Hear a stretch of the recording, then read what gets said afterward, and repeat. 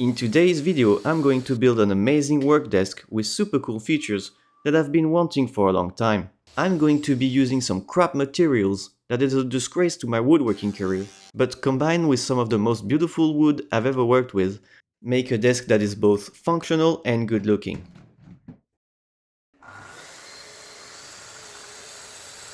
To construct the cabinet for this desk, I use both MDF and melamine particle board. I started by breaking down the panels into more manageable pieces with a track saw, so I can then cut all of the parts I need on the table saw more easily. I will be using the MDF to make the cabinet's frame, which is basically just a big box, and the black melamine will be to make all of the drawers.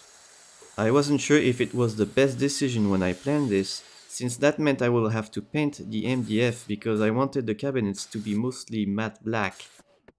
But when I saw how quickly the black melamine attracts dust and fingerprints, I was glad I chose to only use it for the internal parts because they won't be seen or touched very often. I called these material crap in the intro because although you need a wood shop to process them, they are made with wood particle mixed with a lot of glue and chemicals. And you can tell just by the smell when you cut it that it's a lot of bad stuff. However, because of the way they are made, they are very stable materials and they don't expand or contract with humidity changes like hardwood does, which make them a great medium to make cabinets out of. This is why I'm very fortunate to usually only work with hardwood, because here in France, most woodworkers I know that run a furniture making business almost only use this stuff and rarely get to work with real solid wood. Because hardwood furniture is almost impossible to sell because of the huge gap between what it costs to make them versus what customers can actually afford. When you cut melamine with a regular table saw, it creates a lot of chipping on the underside. High-end table saws eliminate this by having a smaller scoring blade spin in the opposite direction, but I don't have one. So I just fed the piece backward first to just cut the melamine layer, then raise the blade back up and cut normally all the way through. This way the edges are clean on both sides. Now that all my pieces were cut, let me explain a bit more what I'm doing and why. Because I'm only going to build the cabinets. The actual desk frame was provided by FlexiSpot, the sponsor of this video. I have been in need for a stand-in desk in a long time, and when FlexiSpot contacted me to try out their new E7 Pro, I just had to say yes. You see, this is me when I start editing at my current desk. Notice anything? No, but 10 minutes later, I'm like this, and then like that, and somehow I end up like this, because I can't stay sitting still for very long and get uncomfortable really fast. This is why a standing/sitting desk is super practical and more comfortable to use. It's very good for your posture, health, and productivity by encouraging movement throughout the day. The E7 Pro comes super well packed and ready to assemble. All the parts screw together nicely and the hardware just needs to be plugged in. They also offer a few different options for desktops. I chose the black walnut veneer one since it will perfectly match the walnut I'll be using to make the drawer fronts. The E7 Pro goes from 25 inches to 50.6 inches in height, so it can be set comfortably at your height, whatever how tall you are. It goes up and down super quietly and extremely smoothly. It is super stable at any height, has a 440 pound static capacity, and can even lift a person, thanks to its dual motors and 3-stage semi-C leg structure. As soon as I got it assembled, I found good use for it and actually was working on it to design the cabinets I'm making that will go under the desk and be custom fit to go around the frame. I didn't even see the time go by because as soon as I was getting uncomfortable, I could simply switch position quickly. Back to making the cabinets, I needed to hide the edges of the particle board on all the drawer sides. You can just buy edge banding that matches the melamine, but it was almost as much as the sheet itself for an entire roll. So instead I just used some walnut offcuts to make some strip that will cover the edges. I could then glue them to all the pieces. Then when it was dried, I trimmed it flush on the router table, fine-tuned it with a chisel, and cut all the pieces to final dimensions. I also glued some bigger pieces to a shelf. You'll see later why in the video. Then I went over to the shaper to make a big rabbet on the drawer sides for the bottom to fit in. And also in the MDF cabinet sides to receive the back panels. I could next assemble the drawers and glue them together. Using 19mm thick materials to make the bottoms is quite overkill, but since I could cut all the parts I needed in a single sheet, it was much cheaper this way than to buy a whole other sheet of thinner material just to make the drawer bottoms. To assemble the MDF panels for the cabinets, I went with miter joints, since it will leave no edges visible and once painted it will make the cabinets look like one solid block, which ended up looking really good, you'll see later. Plus painting the edges of MDF doesn't really work because it's quite porous and absorbs a lot of the paint. I cut some relief notches in the top panel and also in the back panels for the E7 Pro FlexiSpot desk to fit through.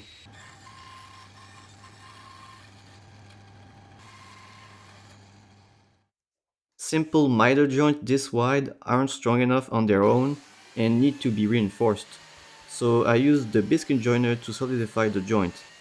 And yes, that is the actual technical name for this power tool, because it cuts a groove to receive these little pieces of wood that really look like a biscuit. I've had better. Gluing miter joints can be quite tricky because you kinda have to clamp from both sides for the joints to close properly. And there are better ways of doing it than what I'm doing currently, but of course I only remembered about it once I started struggling, but since the glue was already starting to set, I just had to carry on.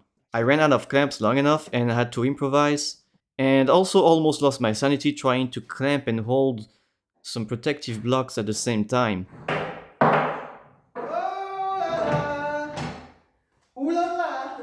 But eventually I managed to get it right, and a couple of hours later I could remove all the clamps, set those aside and start working on the exciting part, making the drawer fronts. To make them, I will be using this gorgeous black walnut burl veneer and use a new tool for the first time in the shop in the process.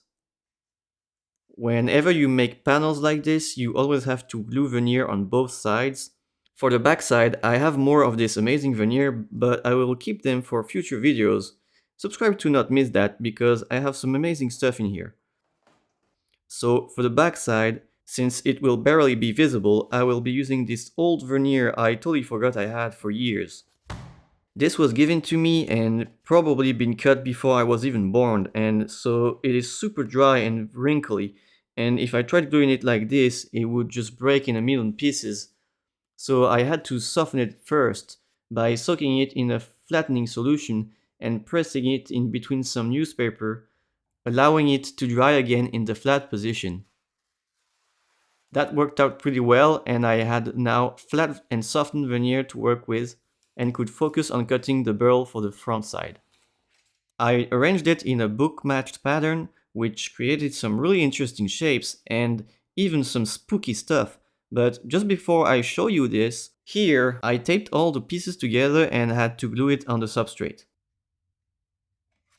This wonderful noise you're hearing right now is my compressor deciding to start to leak right when I started to apply the glue, and so I couldn't address it right away and had to carry on with earmuffs on.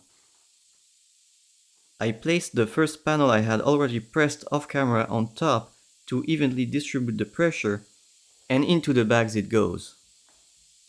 This is the new tool I mentioned earlier, and this is called a vacuum press, and the way it works is there is a pump that removes all the air from this sealed bag, which pulls a strong vacuum, and the atmospheric pressure is what does the actual pressing. What is really neat is that it applies an even clamping force across the whole surface. A couple hours later, I can take it out of the bag, remove all the veneer tape, and give it a quick sanding to smooth it out. I then trimmed it on the sides and used the offcuts to make some edge banding that I glued on with an iron and removed the excess with a file.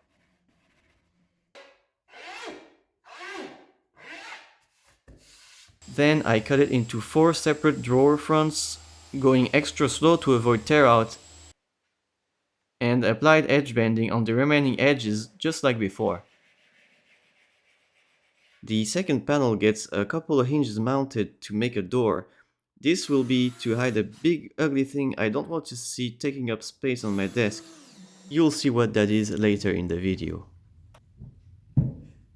All this time I was working on this, it kept reminding me of those Rorschach...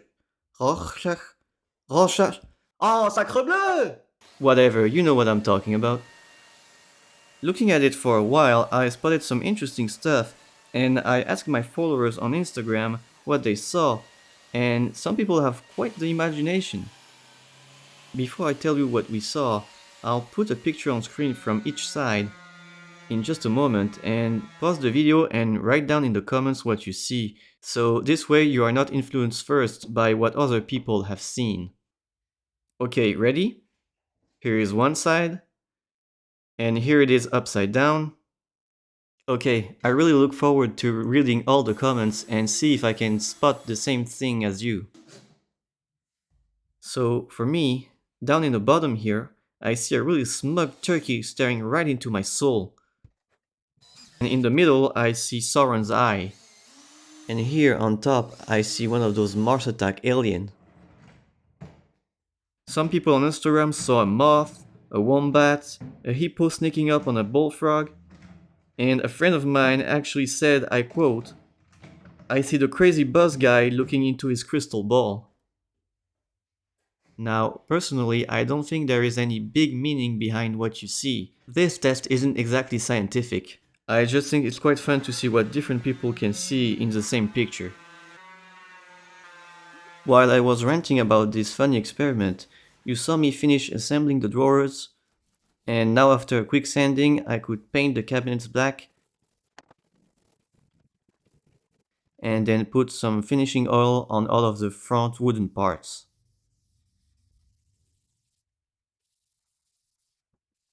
After a few coats, I could finally assemble everything together, and I was a bit anxious because I realized I never checked the overall dimensions were correct since drawing it on the computer.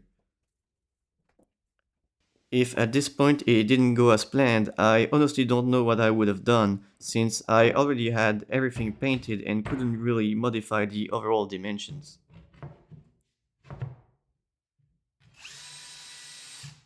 Thankfully, everything went together just like I intended. And I can now show you what this drawer shelf behind the door thingy is for.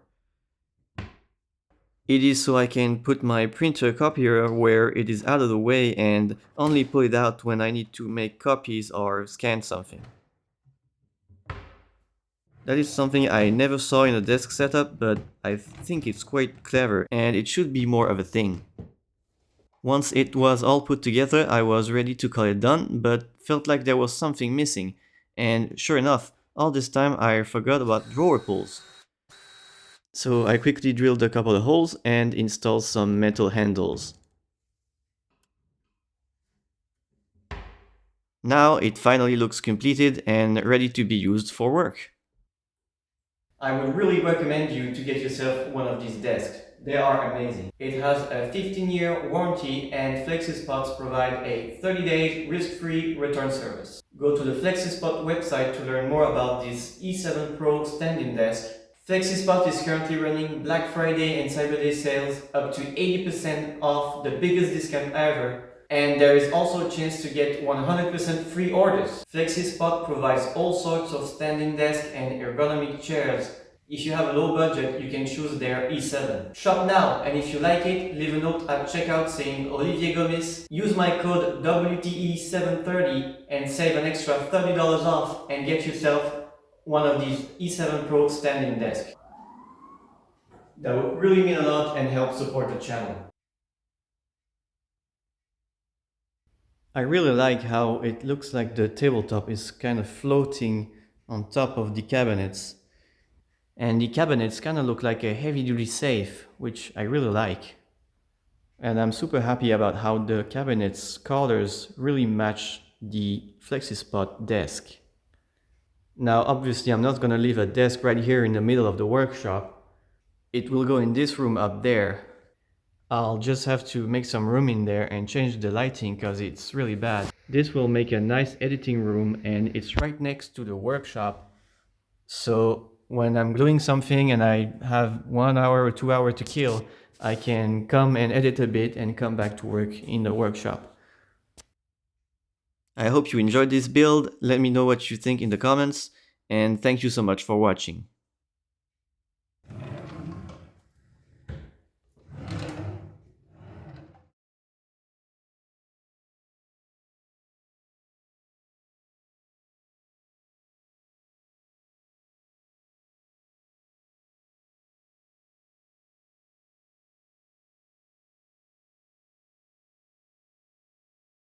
I'm a scat man.